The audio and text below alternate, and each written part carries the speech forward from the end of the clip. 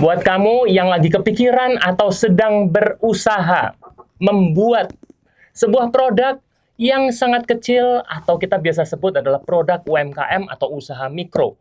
Kali ini kita akan membahas bagaimana produk tersebut bisa berdampak bagi Indonesia dan juga dunia. Welcome back to Podcast Unboxing.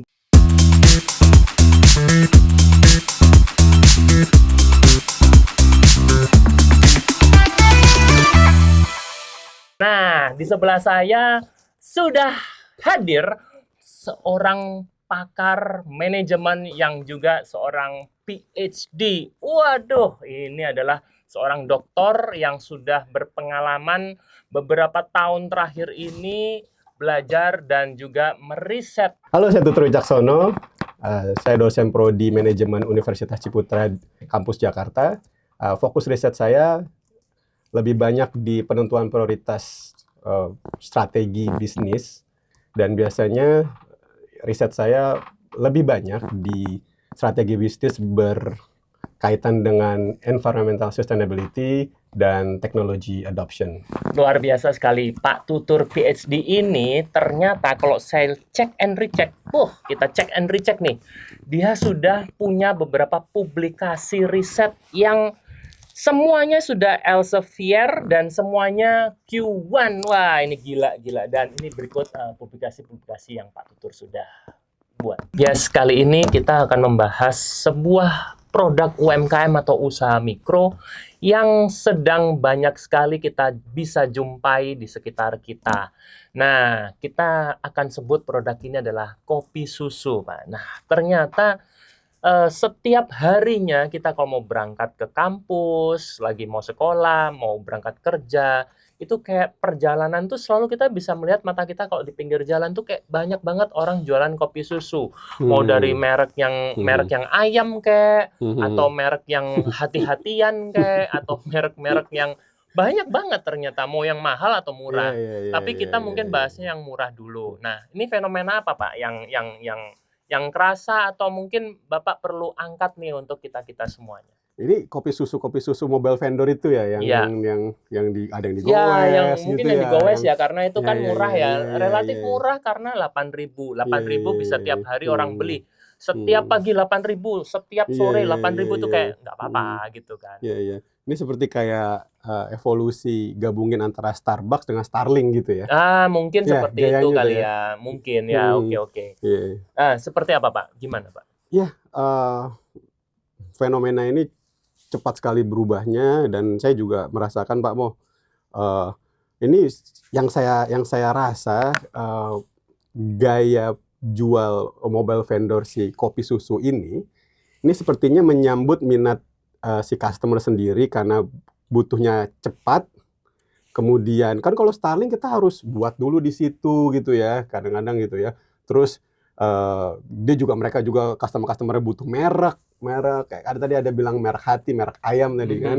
Jadi gimana caranya customernya tuh minatnya pengennya kayak saya pengen menikmati sebuah kopi yang biasa saya nikmati atau levelnya sama tapi lebih cepat, lebih praktis gitu, dan sambil jalan gitu kan ya. Jadi dipenuhi dengan cara si kopi susu mobile vendor ini ya, menarik. Ya, jadi memang ini kayaknya emang penyelesaian ya dari masalah-masalah orang yang Upaya daripada mereka ya. sudah. Tapi apakah ada yang menggelitik mungkin, Pak ya? Iya, terutama mungkin kalau dari sudut pandang saya gitu ya, terkait dengan riset saya tentunya pasti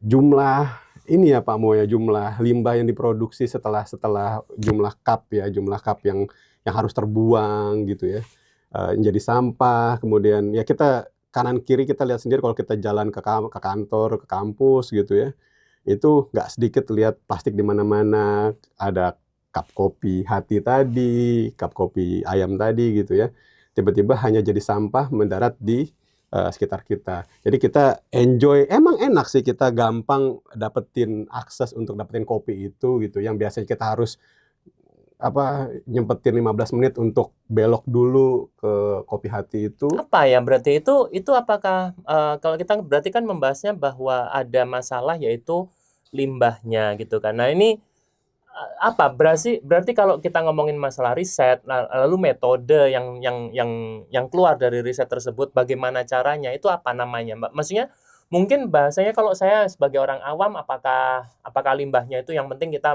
buang sampah di tempatnya atau gimana nih, Pak? Iya ya, banyak cara sebenarnya yang kadang-kadang kawan-kawan mikro ini, saya yakin sebenarnya mereka sudah tahu, tapi belum berani untuk ambil action ya, Pak Mo ya. Gitu. Tadi terakhir, karena kadang gini, biasanya kawan-kawan mikro ini, kita sebut kawan-kawan mikro lah.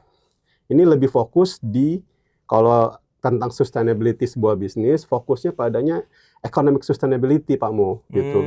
Banyakannya fokusnya pada profit gitu. Tentu, kalau bisnis sudah pasti harus fokus pada profit gitu ya. Tapi kadang sebenarnya teman-teman saya juga yakin sudah tahu bahwa ada beberapa sustainability yang juga harus dipertimbangkan. Karena kalau terlalu fokus pada profit dan mengabaikan hal lain, sehingga nanti sustainability lainnya seperti environmental sustainability, social sustainability, walaupun saya fokusnya di environmental sustainability-nya ya, itu akan terasa tereksploitasi. Yaitu salah satu yang tadi saya sampaikan, kanan kiri kita banyak sampah, itu kan sebenarnya eksploitasi environmental untuk dapetin profit. Padahal Pak Mo, sebenarnya bisa nggak begitu, walaupun sedikit effort harus ada, bisa meningkatkan profitabilitas si kawan-kawan pedagang mikro ini sendiri tanpa harus mengorbankan eksploitasi environmental kita sendiri. Gitu Pak Mo sebenarnya. Oke. Kalau mungkin buat teman-teman yang mungkin belum paham nih, sustainable ini kan kuat di 3 sisi ya. Jadi dari profit, people, dan planet. Memang kita tidak bisa membahas itu semuanya, tapi kita lebih ke bahas ke sustainable environmentalnya nih. Sustainable banyak banget tadi bahas sosial juga ada. Cuman kalau yang environmental nih Pak, kalau kita bahas yang sudah pasti dan sependek-pendek mungkin. Apa nih Pak, kalau ngelihat-geliat ramenya si UMKM atau pelaku usaha mikro yang sedang mau berjualan kopi susu, kalau dilihat pendekatan atau relevansinya terhadap sustainable environmental, ini gimana? Apa punya tanggapan atau? Kalau khusus kopi susu sendiri tentu yang paling berdampak kepada environmental terutama packaging ya Pak Mo ya. Pak Mo juga saya yakin pernah lah kita mencoba kopi-kopi itu dan rasanya tentu luar biasa lezat gitu. Dan nggak mungkin kita cuma sekali besok ketagihan lagi, otomatis kan ada yang harus dibuang Pak Mo. Gitu kan, packagingnya dan semuanya tidak ada yang non plastik. So saya lihat, saya rasakan, nggak tahu ya kalau rekan-rekan mikro lainnya sudah berinovasi, saya terima kasih, tapi sejauh ini saya lihat dominasinya tuh dengan plastik disposable Pak Mo, cangkir disposable, sehingga minum 100 mili, 200 mili terbuang begitu saja gitu, nyampah di mana-mana. Kadang-kadang ditambahin dengan straw gitu ya. Gitu. Terus kadang-kadang limbah sumbah kopinya sendiri, air kopinya kalau nggak habis mereka buang gitu saja gitu ya di tanah di mana gitu ya. Walaupun sebenarnya itu sesuatu yang natural ya, susu gitu ya, tapi tetap saja itu ada kemungkinan mencemari tanah dan air sebenarnya Pak Mo gitu. Memang ada banyak dampak negatifnya juga ya. Iya. Oke, kalau saya saya sedang berpikir mencoba untuk mencari langkah-langkah praktis ya. Biasanya kita cari yang langkah-langkah praktis. Yang pertama nih, kita bisa juga melalui fokus menu ya. Karena kalau terlalu banyak menu, itu akan pasti banyak limbah macam-macam gitu kan. Misalnya contoh kopi susunya ini ternyata ada rasa-rasa sampai 12 rasa, ada rasa kiwi, rasa stroberi, itu kan limbahnya makin banyak. Oke, yang tadi bahasnya masalah fokus menu. Terus habis itu boleh nggak saya punya langkah praktis tentang mengatur bahan baku atau porsi. Nah, jadi artinya sudah nggak ada lagi terlalu banyak porsi-porsi, tapi kita cuma punya 1 porsi misalnya.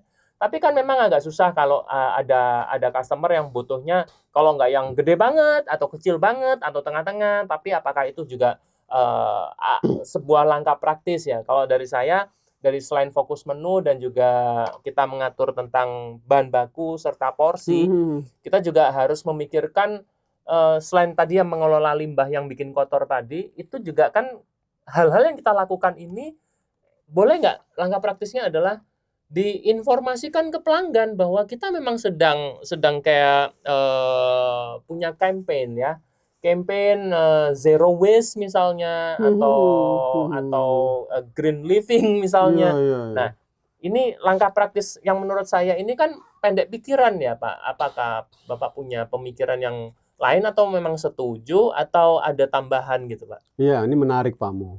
Walaupun ya riset-riset terbaru menunjukkan sebenarnya memang customer sekarang jauh lebih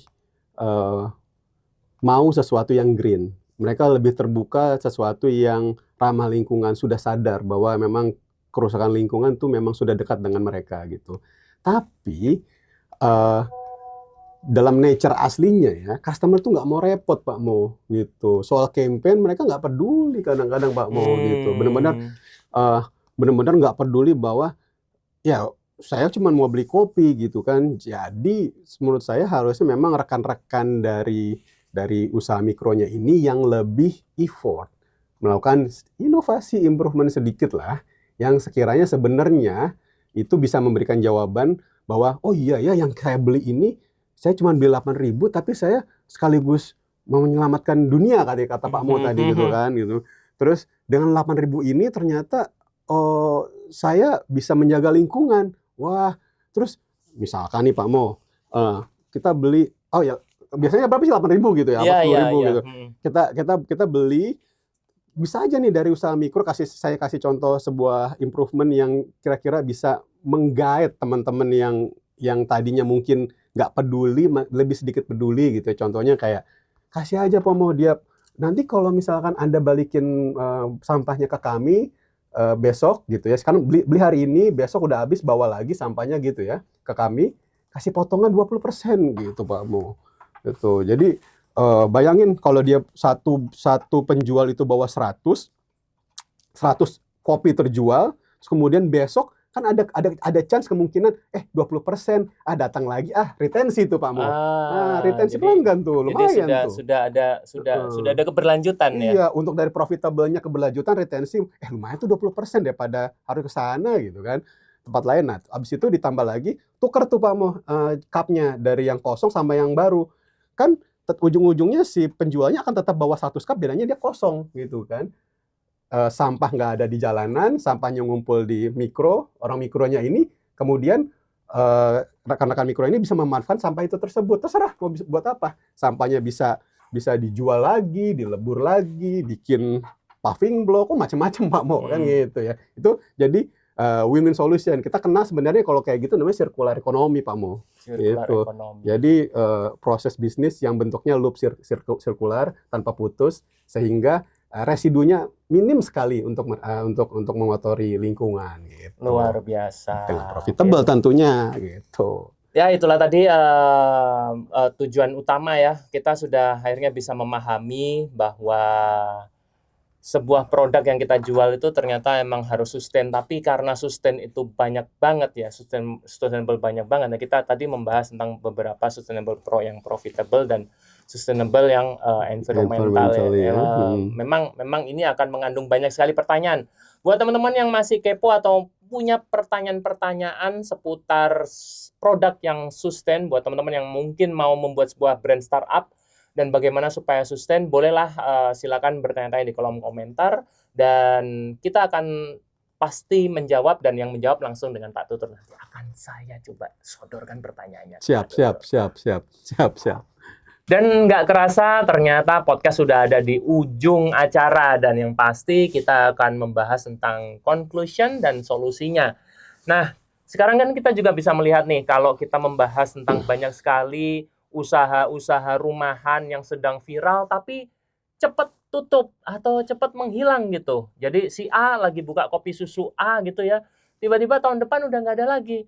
Itu karena ternyata itu ada komplain dari para tetangga yang limbahnya terlalu banyak lalu ternyata utangnya menumpuk karena beli packagingnya itu terlalu mahal, atau interior toko atau interior dari kedainya itu terlalu mahal, sehingga nggak sustain dan akhirnya mereka tutup. Pak Tutur, sekarang pasti pendengar atau yang lagi nonton podcast ini pengen dapat saran atau wejangan, sedikit lah Pak, 1 kalimat, 3 kalimat itu boleh. Buat para business owner, kalian yang lagi sudah punya bisnis kopi susu, atau kalian yang sedang ingin mencoba untuk membuat sebuah usaha mikro atau bisnis kopi susu ini. Ada saran apa? Pak Tutur. Oke. Ya, terkait dengan yang limbah, tentu kawan-kawan mikro harus tahu bahwa customer-customer sekarang sudah sangat open-minded sama environmental sustainability dan mereka care dengan lingkungan, Pak Mo. Sehingga kawan-kawan ini harus punya effort sedikit, percaya bahwa inovasi terkait lingkungan itu tidak merugikan, namun malah menguntungkan. Misalkan, bila Anda memberikan kesempatan potongan harga buat rekan-rekan customer-customer ini yang bawa tumbler sendiri dengan potongan harga tanpa harus memakai cup Anda, itu saja sebenarnya udah profitability ekstra buat Anda tanpa harus mengorbankan lingkungan. Itu udah sesuatu yang, itu inovasi kecil. Dan masih banyak lagi. Misalkan kalau Anda juga sudah menguasai upstream kopinya, bagian upstreamnya, biji kopinya Anda sendiri yang mengolah, ampas kopinya sendiri, Anda bisa jual kembali sebagai apa? Macam-macam, pupuk dan lain-lain. Gitu. Ya kurang lebih seperti itu Pak Mo. Jadi tanpa mengorbankan profitabilitas, inovasi environmental sustainability ini sebenarnya masih relevan buat kawan-kawan mikro. Oke, baik teman-teman, ini adalah episode yang sangat bermanfaat buat business owner yang punya usaha kopi susu. Nih siapa tahu ada teman kamu yang juga melakukan sebuah usaha kopi susu, boleh share link dari YouTube ini kepada teman yang harus dia lihat dan dia dengerin. Baiklah, kita akan jumpa lagi di podcast unboxing selanjutnya. Terima kasih Pak Tutur atas kesempatan dan waktu dan wejangan untuk teman-teman yang sedang nonton di luar sana. Semoga bermanfaat. Baik, sampai jumpa.